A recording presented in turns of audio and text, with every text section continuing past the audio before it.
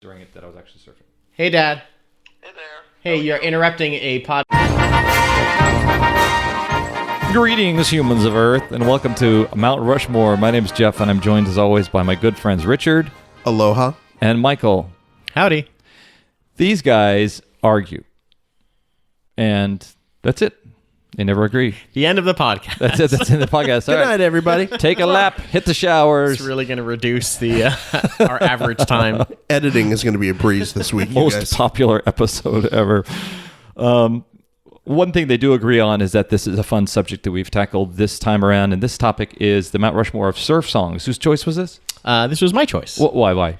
I started thinking about how fun surf songs are. Yeah. But they're this weird, very American kind of thing. Mm-hmm. Born out of in the late 50s and into the 60s and then eventually killed off by Beatlemania. Yeah.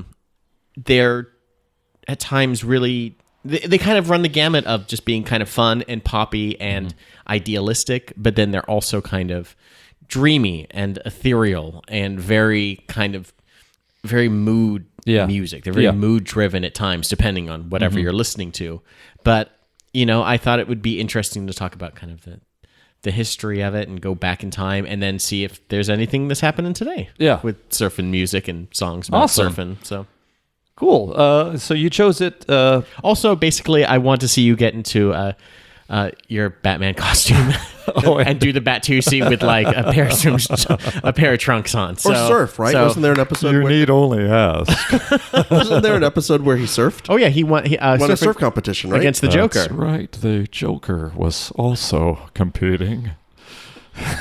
I mean, come on. Obviously, surfing in its locale on the beach, gals in bikinis, everything around it was pretty amazing. Yeah. And beautiful young women and extravagant young men doing this incredible sport. And the music about it is so evocative, kind of selling something that most of America and the world can't do. I do like also that almost immediately just the number of like terrible surf songs came out as well. Like if someone had to, jump in that market, and then you hear a song like Surf Route 101, and it just sounds like people that have never surfed writing songs about surfing. Yeah. It fits all of like the right. Yeah. Fits all the pegs. Okay, it's got the sand, it's got the beach, it's got talking about the freeway that gets you to the beach. Okay, there you go. Song's done. Yeah. Next one. Yeah. As a genre, even more rudimentary than the car song or blues song. There's much less topic to cover there. It's also surf as, if you get analytically into the idea of what surf songs represent, they're really kind of the American dream, or the dream of Western expansion. And this idea that we can, in Kansas, where I grew up and heard surf music, it was a story about the beach and the sun and the West, and something that was so evocative of being at the place where it's an endless summer and the people are beautiful, and the days that you spent there are much more sweet and poignant than the days you're going to spend in Minnesota and frozen tundra. It's true. But anyways, not listening to this in California, suckers. Yeah, suckers. Yeah, that's what we do. We surf to work. Yep. We ride that wave. Maybe there's an earthquake that happens and a gang shooting, and then you surf. Surf. Just hang 10, dude. Yeah. So, Michael, you chose it. So, Richard, go ahead and tell us about whatever John Zorn surf song you're going to Well, he does have some surf songs. Or when Roddy Piper wrote a surf song. Right. Don Morocco. My first choice is Skeet Surfin'. Oh, from fun. the movie Top Secret. That's awesome. Perhaps the greatest parody song ever. Nick Rivers.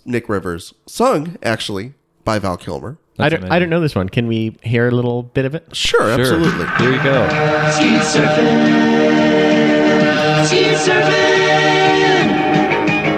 If everybody had a 12 gauge and a surf or two, you see them shooting and surfing from here to Malibu, because it's totally vision, riding waves to blast clay pigeons, and it's so neat shooting ski while you're riding on the heavies all day. First wave, don't get tired, second wave. Pretty great. It's That's fun. It's ridiculous. Yeah. It's almost as easy to make a good surf song as a parody surf song. It's like They're really not that much different. It's kind of hard to tell the difference at some point, but basically the whole idea for that song came when I think the Zucker brothers were doing some promotional tour for something, and they somehow got the idea of skeet surfing because they were just trying to like say the most ridiculous things to interviewers just to see what they would say. And I think at some point they actually started talking about, it's one of our hobbies was skeet surfing. So they decided just to kind of incorporate that into the movie, which is supposed to be about Nick Rivers, who is a kind of a 60s like Fabian sort of teen idol. The next, Elvis, who is recruited to become a spy, and that's one of his big hit songs. And in fact, I think in that clip they actually show like a fake Billboard countdown, and like he has the first top 4 songs, and they're all somehow about skeet shooting on some level. That's great. And I remember seeing that movie. I think that might have been the first Zucker movie that I actually saw. Because that came out probably like 84, 85, maybe something like that. So I was probably the first one that 84. I would have been 8. So I was probably the first one I was allowed to actually see. Because I think it was a little bit less racy probably than Airplane. So I remember being allowed to see that, and it's just like, what is happening in this movie? This is so stupid. And that song was like it may even be the first thing that you see in the movie. It's certainly one of the first things in the movie. And it just kind of sets the tone for exactly what you're going to be getting out of the movie. This very pastiche sort of parody of spy movies and surf movies, kind of the Frankie and Annette sort of movie. And it just does an incredible job of setting the tone while also, like you said, sounding like a credible kind of beach song. Like it's other than the lyrics, wouldn't be out of place on a Jan and Dean album. Yeah. So I just think it's a fantastic song. The song also included some legitimate songs. It was like "Are You Lonesome Tonight" and "Tutti Frutti." So there were some real songs. Yeah, they're satire songs. Exactly. They kind of created this thing that could live inside the world of some real songs. Yeah, Tutti Frutti is no less ridiculous than skeet surfing. that's one of the things I was going to mention. Some of these real songs, Charlie Brown or something. Yeah. Some of those other, semi-novelty songs from the late 50s, early 60s. I mean, skeet surfing isn't that much more ridiculous than any of those. Yeah. Well, Richard's leading off with something that's kind of a satire of the actual genre.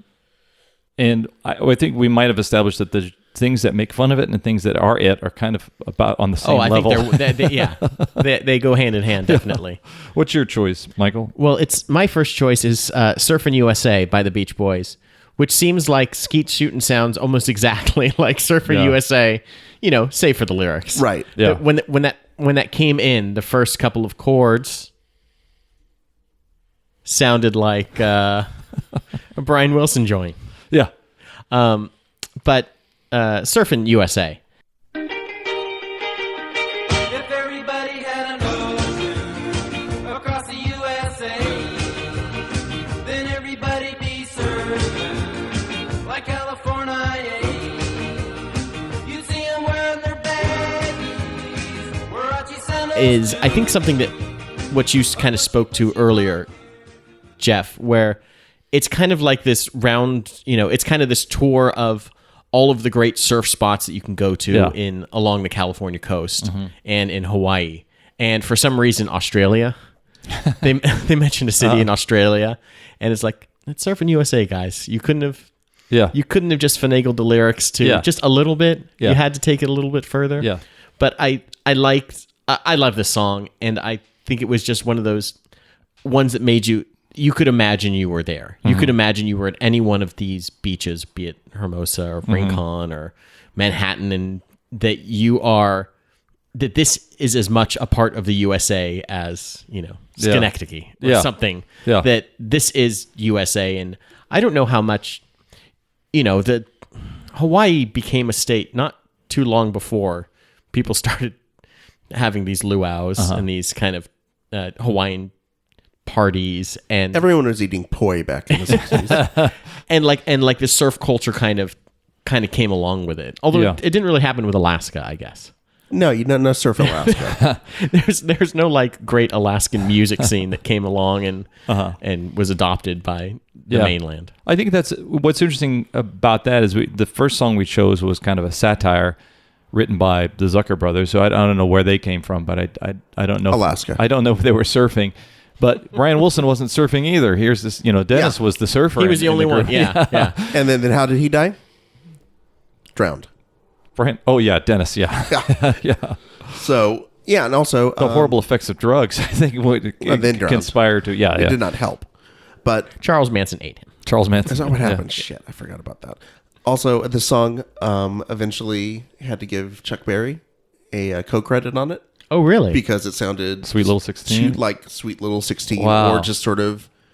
Because Chuck Berry really only wrote about 2 songs and just recycled them over and over himself. It's kind of like the Bo Diddley thing. Yeah. So I think, they eventually had to give partial songwriting credit to Chuck Berry on this. That was definitely one thing that I found in listening to a bunch of surf music over the last couple of weeks and kind of doing some reading. Like, everyone covered everyone else's surf music, especially a lot of the instrumental stuff, whether it was like the Ventures or someone else. Like, there was a whole lot of like, oh yeah, here's Surfin' USA by the Beach Boys, and here's Surfin' USA by another band, and like everyone just kind of did everyone else's music, and you could see how all of the similarities, like it all kind of sounds familiar, at least the kind of more poppy, quote, rock and roll type surf music does. It did seem, I wonder if that was the first variant of rock and roll, because Chuck Berry, the Beach Boys were on the Tammy Show with Chuck Berry, and he had just basically, rock and roll had just been invented.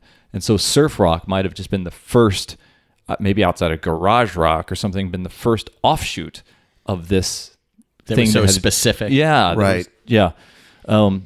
Looking at the lyrics for the Surfin' USA, it is funny because this might be one of those examples of a song where the guy is literally just sitting there name dropping everything he sees. Huarache sandals to, you see him wearing their baggies, bushy blonde hairdo, Surfin' USA. Just like it's like a list, like a laundry list of things that you would see. Waxing your surfboards. It's the we didn't start the fire of totally. The surf movement. Totally is. Yeah, no, I'm looking right now on Wikipedia, and apparently Brian Wilson just kind of told his producer he wanted to do a song about surfing in different cities. So, hey, get me a list of different places where they surf. Mm-hmm. Yeah. And he just sort of inserted it into Sweet Little 16. Yeah. Am I right that, Tony Asher wrote some of these surf songs. I don't know if these are the lyrics. He wrote the lyrics to some of these. I know he wrote later Beach Boys songs, but I don't know if it was the surf ones. Oh, yeah. Mike Love did help write this one. So, yeah, two things that Beach Boys sang about cars and surfing, and Brian Wilson didn't really know that much about either one. So, so who's up next? My next one? Catch a wave, dude. Well, hang 10. I'll rip. My next one is the song Surfin' Bird. Oh, by sure. the Trashmen. Yeah. Well, everybody's heard about the bird. The bird's a winner. Well, a bird. I almost picked this one. Such a fun song. Yeah. Again, as mentioned in previous episodes, big Ramones fan, so I think I know it as much from the Ramones cover version as I do from the original Trashmen version. Yeah. Even though they both sound pretty much goddamn identical. Does the Cramps version of the song sound pretty much the same too? No, because it's got that weird cramp sort of like a bit more reverb. rockabilly. Yeah, and it sounds like it was recorded in a tin can a little bit. Those first few Cramps albums, but I did not realize that this was actually a combination of 2 separate songs. That it was like sort of welded together by the same band, the Rivingtons. One was Papa Oom Mau Mau, the other's The Bird Is the Word. And the guys from the Trashmen actually didn't know either of those songs were done by this one band. They had heard a separate band, getting to your point, doing Papa Oom Mau Mau. Thought, oh, that sounds like a good song. We should do that.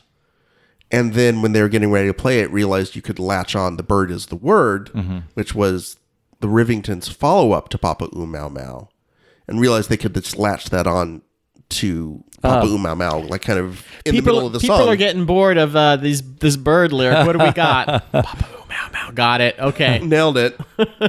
And so they just sort of combined the two into one song, not knowing that the 2 songs were done by the same band. And it's such a stupid song. It's definitely a very obnoxious, Yeah. but very catchy. I mean, it's that obnoxious and catchy.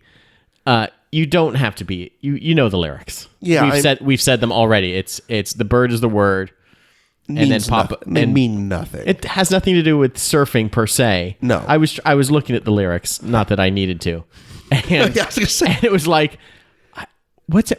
Why is it even called Surfin' Bird? I don't Yeah. know. It's fun. Okay.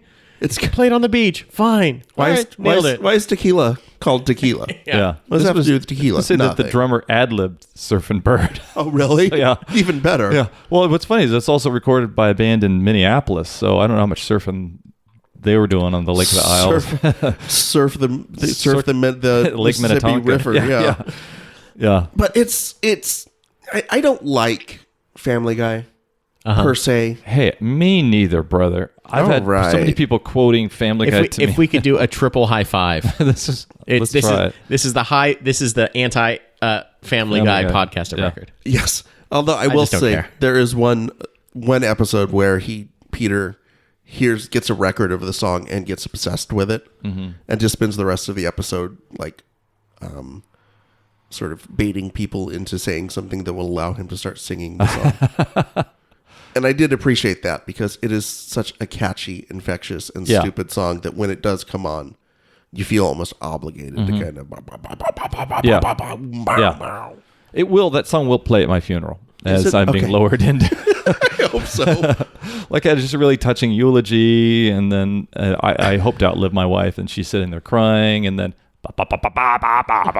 and there's everybody starts crying. Why? It's so tasteless, Friend, so crass. if you need me there to do that, I will be there to Thank sing you, that. Richard. You're winning so far. I mean, if you need to know how obnoxious a song this is, like it was covered by Pee Wee Herman in Back to the Beach, Right. and like, well, there you go. Yeah. He is at the apex of like, Tequila, how can we make this Again. the most obnoxious thing? Throw some Pee Wee on top of that. tequila, Surfin' Bird. My second choice is the instrumental song "Pipeline" by the Ventures, or also by the Shantays, or just about everyone. Right. They all recorded the song.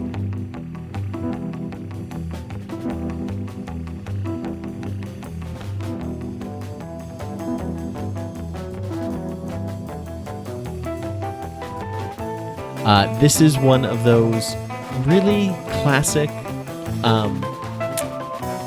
surf songs where there's like an intro, like with this rolling bass that kind of it sounds like you feel like you're dropping into a big pipeline while you're Yeah. surfing. Yeah.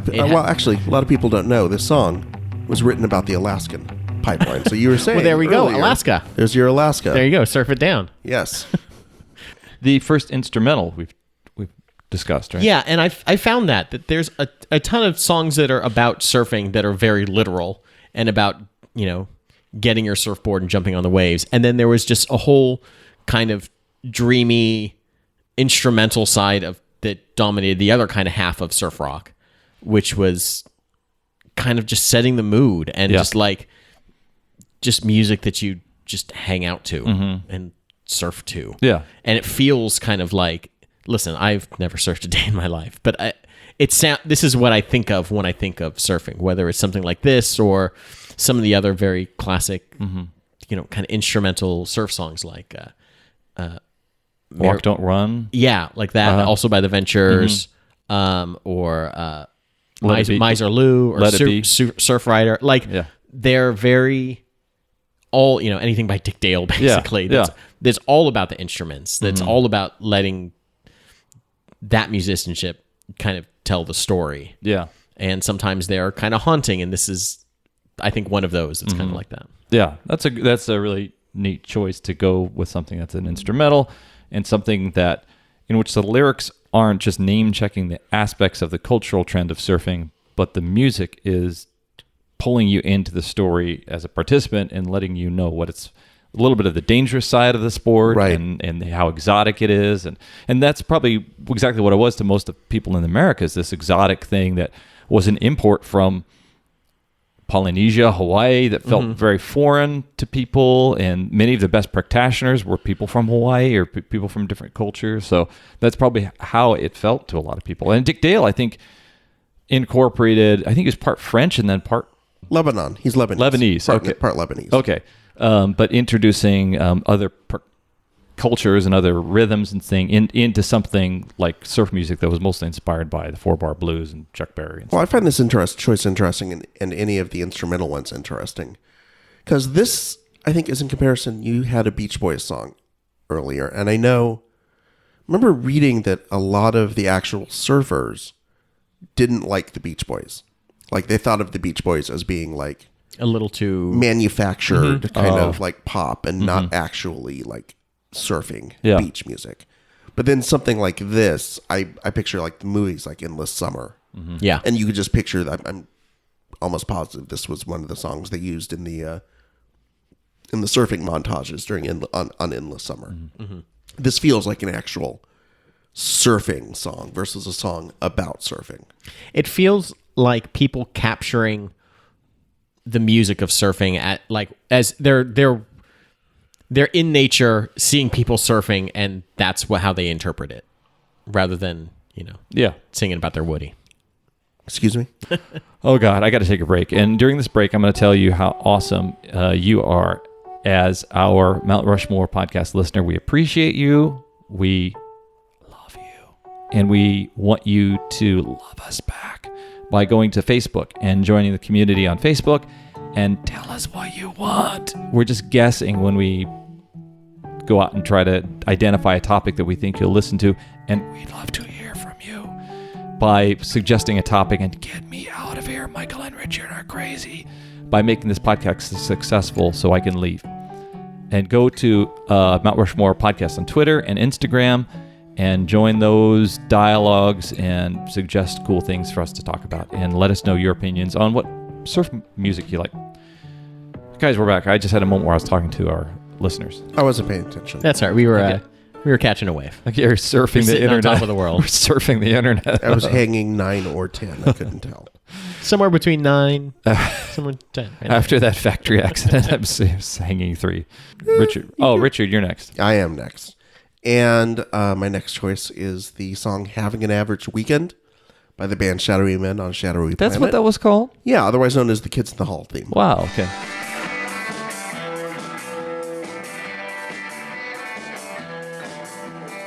So kind of getting into something a little bit more modern. And by modern, I mean 1989, because that's about as modern as our music tastes get on this podcast. Yeah. I didn't know what the name of that song was, but it's the Kids in the Hall theme is one of my favorites. Yeah, and I remember having this album. This and is the theme song to The State.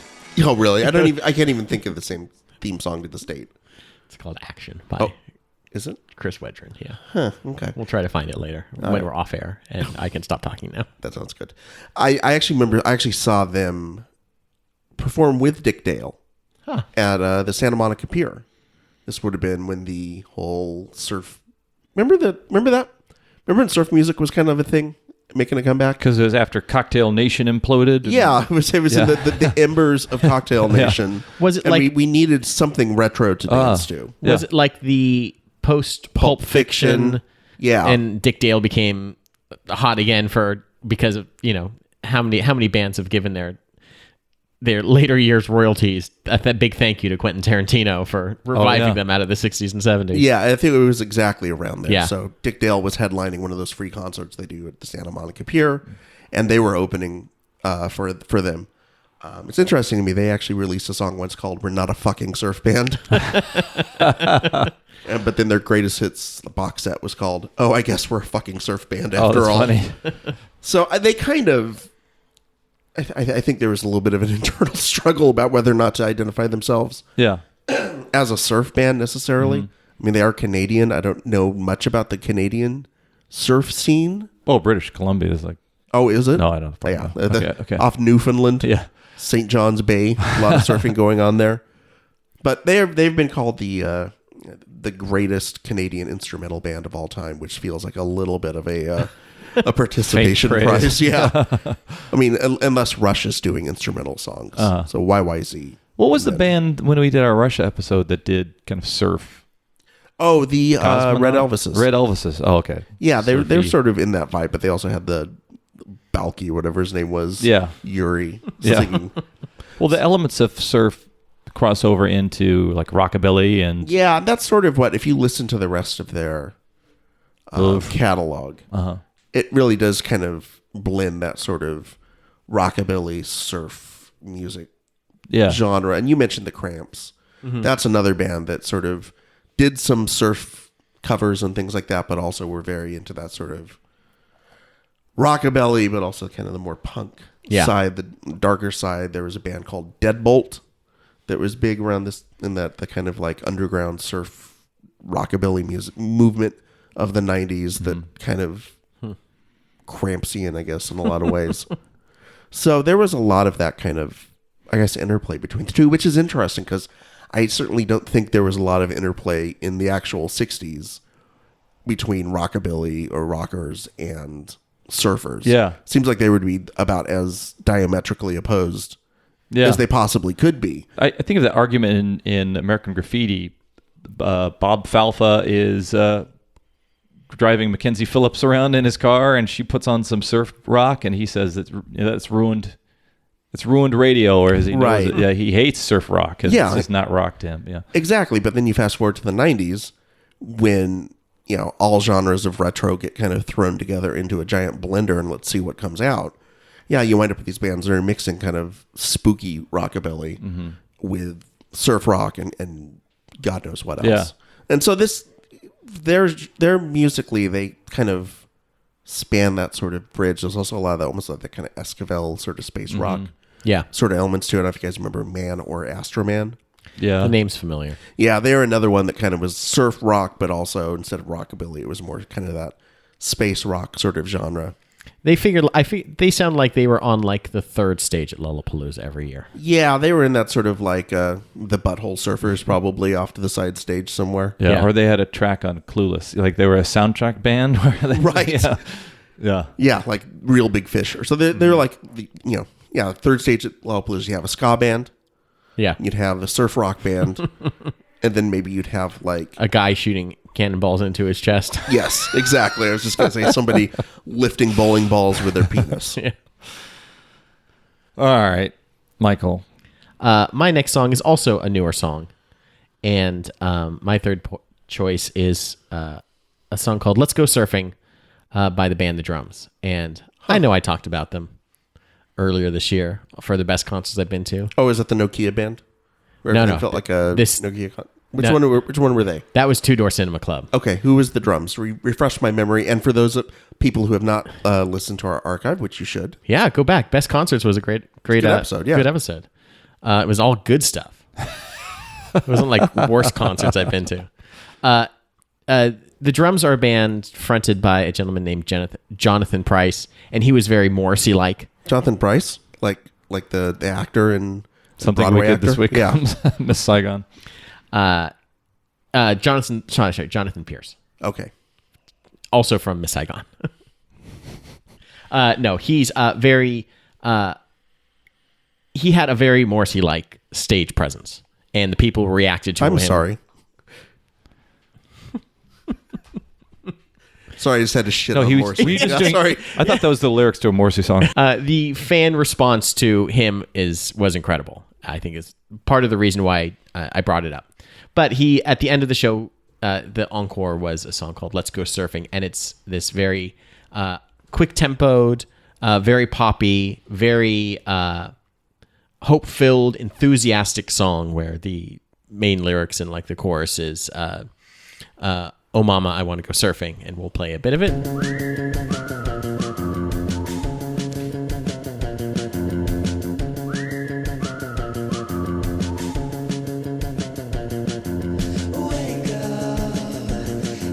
And what I found, like, I love this song, and I love this band because of this song. But what I found interesting was an interview that I read with the guitarist and him on NME, and this song came out in 2010, and they said that they wrote it in direct response to Barack Obama being elected president. where all of a sudden they felt this like big wave of hopefulness For the Hawaiian-born surfing president. That's funny. I never associated that because he's Hawaiian born, but maybe. Yeah. But it was just like this feeling of, okay, things are going to be good, and things are going to be better now, and I'm so excited. I'm excited to be up, and I'm excited for whatever's happening in the next day. Yeah. And this next day, and that is interesting because it seemed like surf music as having emerged in the first half of the 1960s, when we feel like there was a morning in America, this new dawn where people like Kennedy were giving us this optimism about this post-war world where there was plenty of stuff for everybody and all this opportunity, and America seemed like it. And the reason why surfing even happened because you had servicemen coming home from these exotic locales where they'd seen all this exotic things, and so yeah, that's interesting to see it tied to realize how optimistic this music is. And I had no idea. And here's the quote he said. He said, the whole country had suffered 8 years of feeling like we were in prison or something. And then Obama came through, and it was impossible not to get swept up in the whole nation. And that's when we wrote Let's Go Surfing. If you listen to the second verse, it's very clearly about Obama being brought into the White House and how things might change. And going back, I dismissed the lyrics because I figured it was a song completely about surfing, completely about just an excitement and a feeling, and not knowing that it was a little bit more literal. And then I guess that ties it back into all these other surf songs being totally literal. Wow. But yeah, it was very delightful finding out what it was actually about when I thought it was about something else. Wow. Huh. Good comment, Richard. That's all I got to say about that. Huh. All right, Richard, what's your last choice? My last choice is Wipeout. Oh, also my last one.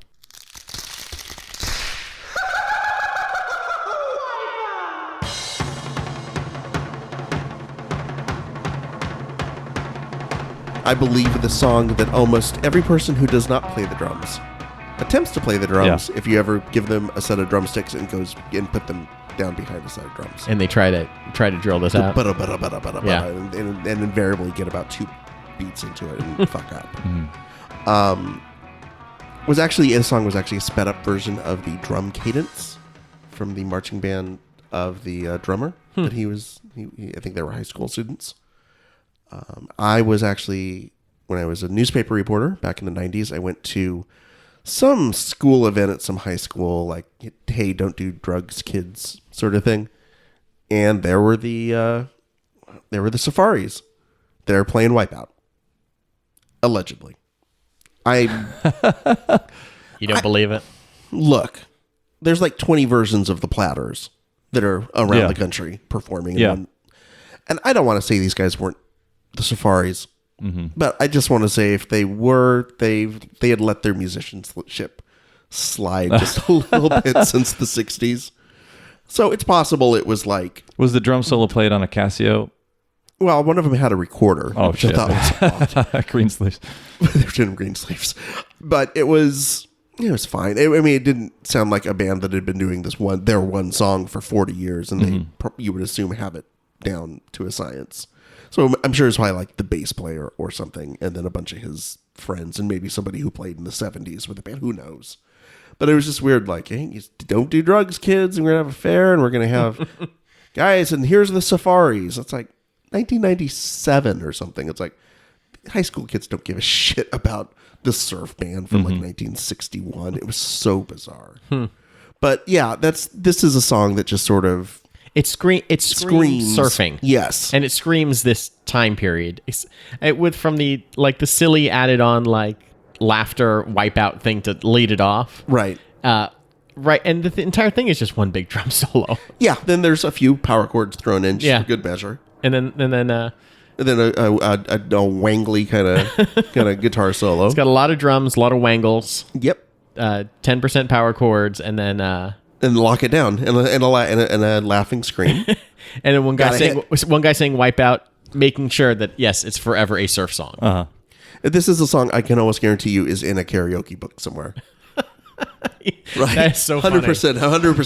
I went to do karaoke and accidentally got somebody plugged in the wrong number. The karaoke guy plugged in the wrong numbers, or I wrote them down incorrectly, and they played Pomp and Circumstance, the graduation thing. So they expect you just to march down and get a diploma. Read names alphabetically or something like that. A friend of mine one time called me to let me know that he was at a karaoke place and he had just sung Tequila.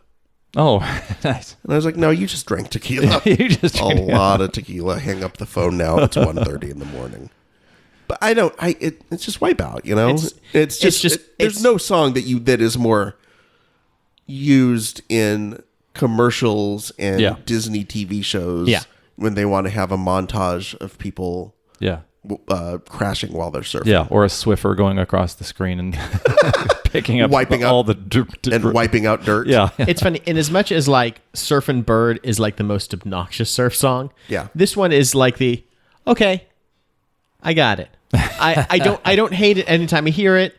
It doesn't like stick a needle in anywhere and annoy you. It's just like this is the song. This is the surfing song. Really, the best part of it's really after the first 10 or 15 seconds. It's not getting any better. It's not actually getting any worse. It's just I've heard all I need to hear out of this. You've shot your wad song. This is all you bring into the table. There's no bridge. Nothing's happening. Do you remember the Joe Piscopo comedy album where he was, Oh yes, of course. Yeah. What? So Joe Piscopo, the hilarious Joe Piscopo, had a comedy album, and Hollywood's Joe Piscopo? Hollywood's Joe Piscopo, Steroids Joe Piscopo, where he had the comedy album and he was kind of riffing on Albert Brooks' Comedy -1, and Joe Piscopo did Music -1, and he did all these things. He did some songs minus the drums, and he did Wipeout minus the drums, and that was pretty fun. That sounds like the funniest thing Joe Piscopo ever did. Yeah, okay, so this has been a fun romp. We've hung 10 through the genre of surf music, and I think we've come to, what have we learned, guys? That in order to be a surf band, like the main progenitors of the Beach Boys, you don't actually have to surf. Yeah, I mean, real surfers who make music are like Jack Johnson. Yeah. And fuck that shit. And unlike, say, something like the blues, where it seems like you kind of have to have legit cred, surfing songs can be done by just about anybody. One of my favorite is a song, kind of a surfing song in name only, and it's by Brian Wilson and Van Dyke Parks, and that's Surf's Up. Surf's up.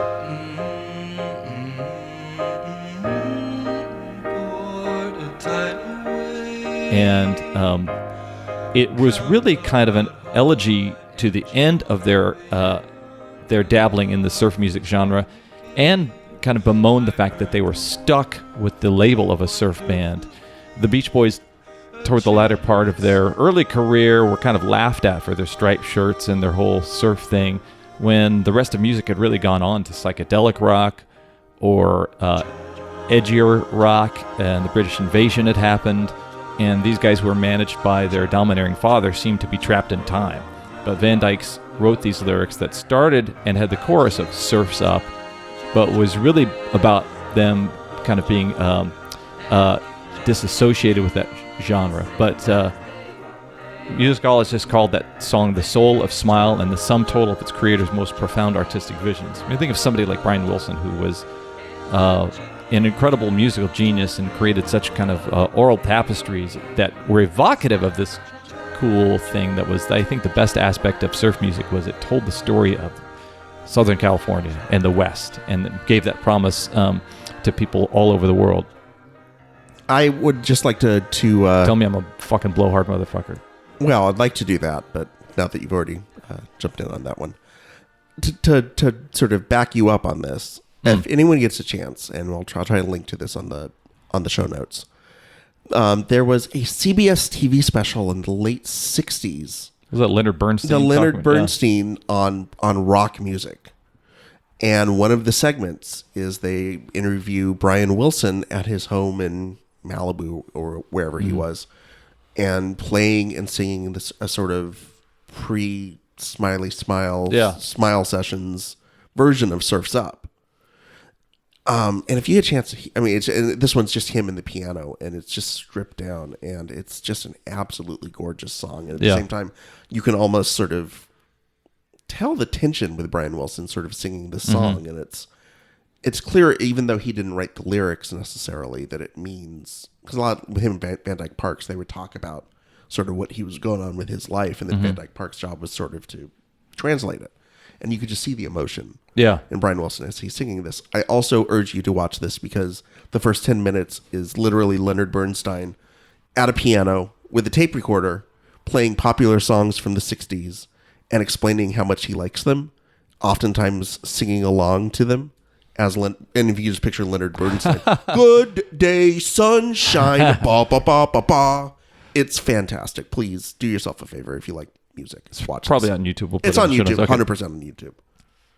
Yeah, so that's one of my favorites, and it has the kind of melancholy of the wave that is crested and gone out forever as the sun sets and it's cold and you got to go back to school. No, there's just a lot of like trash in the bay. And Flotsam, Jetsam, Razor Blades. Flotsam, Jetsam. That's a good band, by the way. Yeah. So this has been a fun, I always say that. Has it? So we've surfed through the topic of surf music, and we've talked about some things that embody and exemplify the genre and some things that kind of comment on the genre. But we've kind of discovered that even when it's phony, it's kind of real because the surfing music genre had its kind of legitimate purveyors and its phony purveyors, and they were all enjoyed just as fun songs regardless. So we're gonna hang 10. We're gonna get 5 toes on each board. We're gonna give 5 points to Michael Winfield for his legit choice of Surfin' USA, and then I want to give 5 points to Michael for the drums. Let's Go Surfing and the discovery that he made. And hats off to learning when you find out that songs that you choose and enjoy are deeper than they thought. So 5 points, Michael, for that. And then Richard, I really thought it was fun that you chose Nick Rivers' Skeet Surfin' from Top Secret. And I really enjoyed that you kind of analyzed Wipeout more than I've heard it analyzed in a while. So that was a lot of fun. Ladies and gentlemen, we're going to go hang 10. There's some girls with bushy blonde hairdos that are out. I got my baggies. Yeah. My Huarache sandals too. And we'll see you at the beach. This has been the Mount Rushmore. I'm Jeff. I'm Richard. I'm Michael. Wipeout.